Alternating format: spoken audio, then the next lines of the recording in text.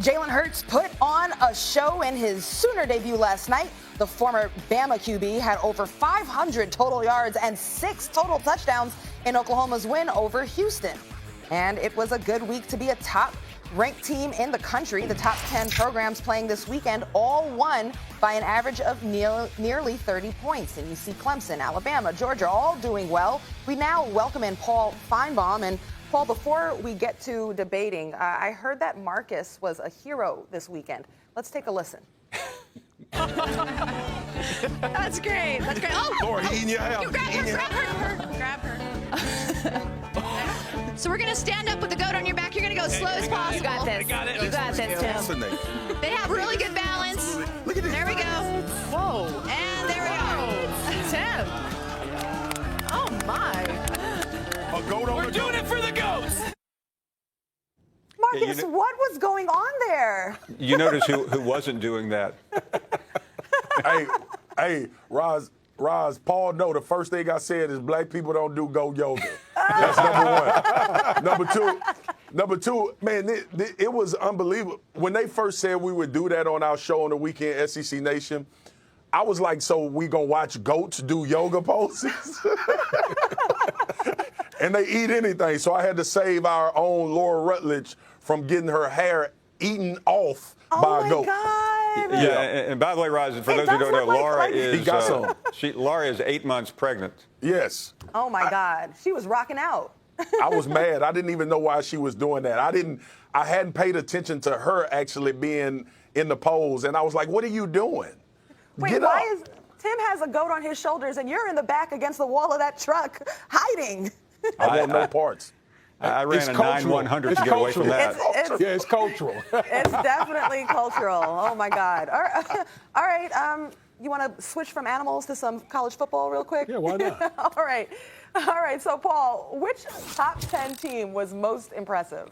I know it sounds like I'm just overreacting to the last thing I saw, but I loved what I saw from Jalen Hurts last night. Oklahoma defensively gave up a few scores late, but look at this. I mean, Jalen Hurts, of course, I think I could have thrown that wide open touchdown, maybe even Damian, but he looked good. And I think more than anything, it was just great to see him leading a team. For those who have forgotten, he started for 2 years at Alabama, led them to a national championship game, and then was replaced by Tua, who threw the walk-off touchdown. And Jalen did come in last year to save Alabama in the SEC championship game, but it's still one of the great stories I have seen in a long time in college football. Paul, I know it's all the feels, and I know Jalen Hurts' story. We've both been a part of it. But the most impressive was LSU. And it has nothing to do with the fact that it's my alma mater. What's impressive is that we saw LSU in a different offense. We saw LSU actually spread the ball out. We saw Joe Burrow throwing to multiple receivers. We saw LSU do things in one game that we hadn't seen them do in the last 7 to 8 years. To me, that was the most impressive performance but with LSU in their offense, and kind of some of that Joe Brady who came over from the New Orleans Saints talk coming to fruition. Now, they got a big one against Texas. Can you do it against that type of talent? But the most impressive to me has to be LSU, because we saw an offense that actually is a 2019 offense. I'm going to go with Texas. I think Sam Ehlinger was, as far as passing the football, looked pretty doggone good this past weekend throwing the football. And everybody talked about, on the defensive side of football, they had to replace 9 starters. Well, guess what? Those guys over there were flying around. You could see the speed all over that Texas defense. I'm telling you, this is going to set up for a really good matchup with the Oklahoma Sooners, I believe, in a couple weeks. Yeah, how about LSU this weekend? But Marcus, one last thing on LSU. The most important thing wasn't Joe Brady coming over from the Saints. It was getting rid of Les Miles. Because, Les Miles is in Kansas. He barely won against a high school team on Saturday. State or somebody, I think. So that was a smart move by you people down in the Bayou. Boy, you're the best. Notre Dame opens their season tonight on the road in Louisville. The Irish lost to Clemson in the college football playoff last season. Will Notre Dame return to the playoff this season? Be sure to catch Paul and Marcus. Paul, you got an answer for me? Yeah, I got a quick answer. No. I mean, and it's not about tonight. Tonight's a good chance for a win, but Notre Dame goes to Georgia in a couple weeks. They won't win there. They deal with Michigan at Ann Arbor a few weeks after that, and they won't win there either. I think they're a really good team. I think they could be 10-2, but they are not going back to the playoffs. And frankly, they should never be allowed back to the playoffs after their embarrassing loss last year to Clemson. They should be given a 5-year probation. Notre Dame hasn't done well in playoffs or championships. They'll be a really good team, and that's not to take away from anything that Brian Kelly will be able to accomplish, especially with Ian Book at quarterback. But the fact that they don't play in the conference and they might easily lose 3 games this season because they also end the year with Stanford, which we all know is a tough game as well for them. I don't see them making the playoffs, not only because of schedule, but also when they lose, they're not 10 times more than most of these teams that are in conferences that still possibly have the ability to play for a championship. Yeah, and I agree with all of you guys. I think the fact that you've talked about Michigan, you've talked about Stanford at the end of the year, Georgia. I mean, to me, those count as 3 losses. And the memory from the college football playoff, I think it's still fresh in people's mind with Notre Dame. They just haven't done well in college football playoffs, and I think that's going to be one of the many reasons why they won't make it back. Paul, earlier we talked about the standouts from the top 10. Which of the top 10 teams might you be concerned about? I was a little concerned about Michigan. I've been high on Jim Harbaugh, but they really struggled. I mean, they were barely winning their game at halftime. And I know we can overreact. Of course we can overreact. This is First Take. But hope Stephen A. is not watching. They should have looked better. And I think they will be better. But they had a rough first week out. Yeah, I have to agree with you, Pete Town. Like, I was really concerned with how Michigan looked. I actually picked Michigan to win the Big Ten, and then looking at what Justin Fields was able to do, that line got a little closer. But with that being said, with Gaddis over there, with Shea Patterson, I think as this season progressively continues, Michigan will get a lot better. And people have to remember, Michigan lost a lot of really good players last year on the defensive side of the ball as well. So they have to make strides there. But I still like what they have in Peoples-Jones. I like Black coming back and being healthy at wide receiver and opening this offense up as well. Harbaugh at times became a little stagnant, and we all know what Michigan's job is. Michigan's job is to beat Ohio State. I think they'll be able to contend. They have to watch out for Penn State. That'll be a good football team as well.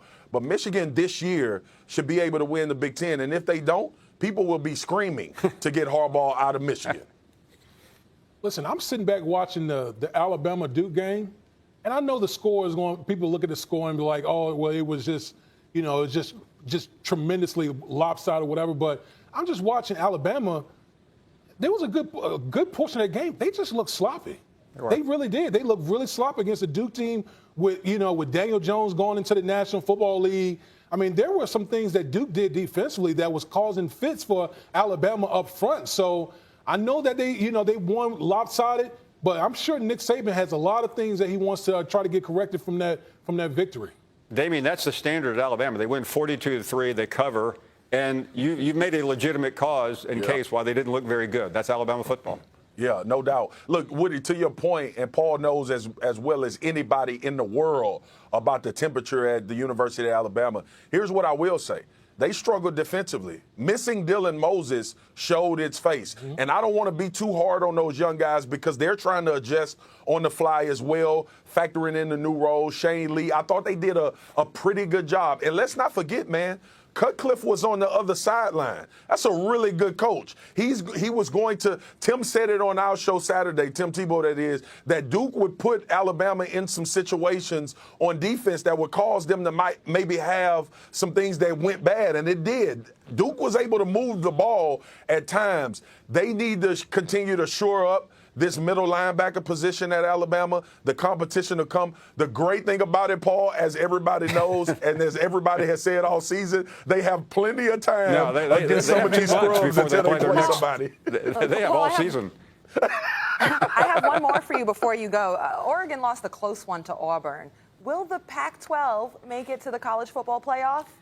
I could pontificate, but I'm going to answer your question very succinctly. No. N-O. Pac-12, get out of my hair, man. I mean, every year they tease us, and every year they blow the opening game. Last year was Washington in a close one against Oregon. I mean, against Auburn, and this time it was Oregon. Auburn was struggling. They were almost out of this game, and somehow Mario Cristobal mismanaged the game clock. He mismanaged the plays, and with a really good quarterback in Justin Herbert, they found a way to lose. Give Auburn credit. They won at the end with a freshman quarterback, but come on, Oregon was their last big chance. Stanford, USC, Utah, please. Paul, I hate to say it, but I'm with you.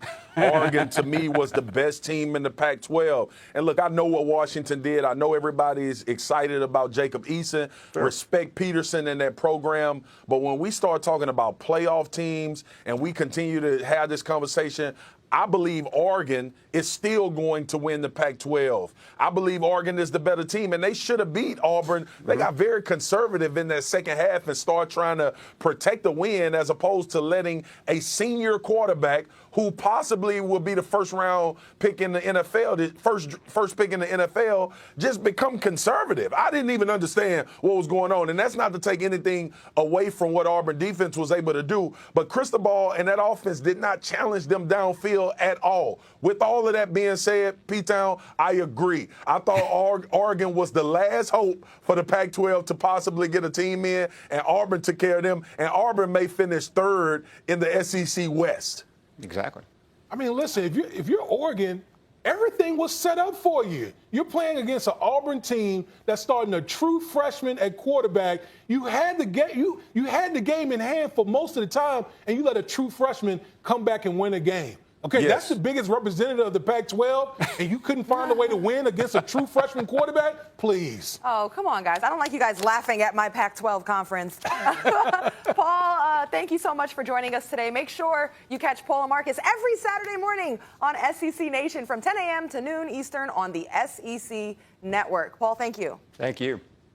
All right, guys, we asked on the Twitter poll, was it a mistake for Aaron Rodgers not to play during the preseason? And you said 81% said no, an overwhelming no. Yeah, listen, it's Aaron Rodgers. You know, Aaron Rodgers doesn't need to be out there in the preseason. We know where the preseason, Marcus, we know where the preseason is headed right now. It's almost irrelevant. Everything's going to joint practice. So it's preseason. It's preseason. We're talking about preseason. And Marcus he wants to pontificate about all the everybody importance to of the get reps preseason game. I'm old school. Everybody need to play. Old school. All right, old school. Marcus Spears, Damian Woody here. I'm Roz Golden Woody. That's it for us today. Thanks for watching First Take. Yes, sir.